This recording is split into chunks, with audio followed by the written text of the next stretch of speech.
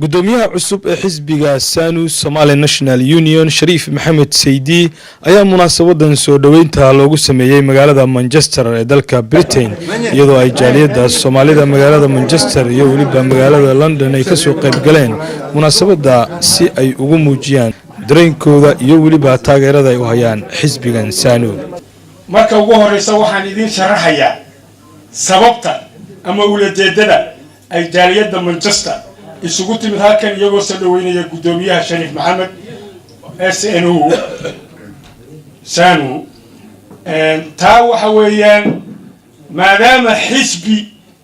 oo laga guuray 4.5 kii qabaa'ilka Soomaaliya burburiyay laga gudbay loona gudbay geedi socodka xisbiyaal wuxuu ka mid yahay xisbi ka ugu horeeya oo sharciyeysan oo jira ayuu ka mid yahay waana xisbi beeraha degan shabeellada hoose tubooyinka ama banaadir degan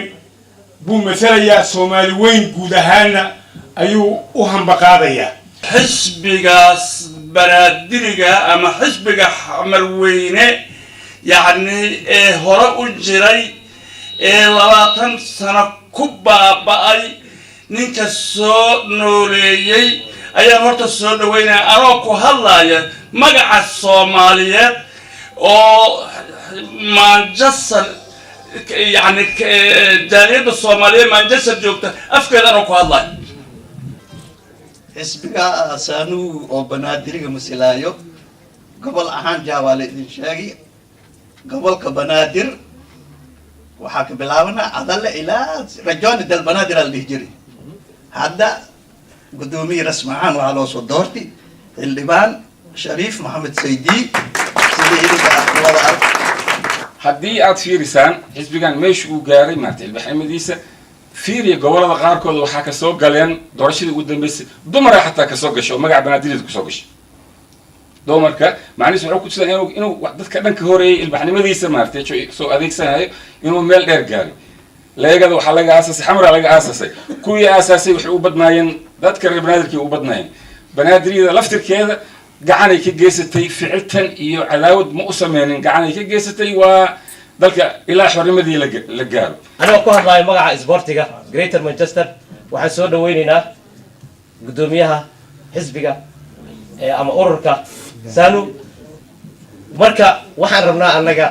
hadii anaga aan nahay xisbigan cusub aniga laftiga memberan ka ahay sababta ah dhulka oo xukumo oo dhan marka waa dhulkii anaga aan awooyaasheen ay ku dhasheen marka waxaan ka codsanaynaa in ururkaagi uu ku dadaalo cadaaladda sinaanta iyo kala dambeynta oo respectiga aniga waxaan bilaabay siyaasadda reer banaadir 1992 waxaan rabaa inaan niin sheego hurdada laga kaco dalkiina ka fikira dalkiina gacan ka geysta magaalooyinkiina ka fikira halkan waxaa isku imaaday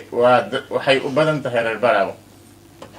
baraawo wax badan ay qaban karaan ani waa ogahay wax badan ayay dalkooda ka qaban karaan kol hadhina magaalada dad hebel ayaa hadda joogo anaga dadkaas hadda idinka aad niyadiina ku jiro oo meeshaas ay joogaan waxaan u maleynaa inay u dhiman tahay hal bil ilaa hal bil iyo bar dadkaas waa ka tagayaan meesha tan iyo markii xisbigan la aasaasay dabayaaqadii March ee tagtay ayaa waxa ay soo taraya taageerada iyo soo dhaweynta ay jaaliyaduhu u sameynayaan gudoomiyaha cusub ee xisbigan qadiimiga ah oo taariikhda dheer ku leh dalka iyo dadka Soomaaliyeedba. Ibrahim Umar Baafe wararka Universal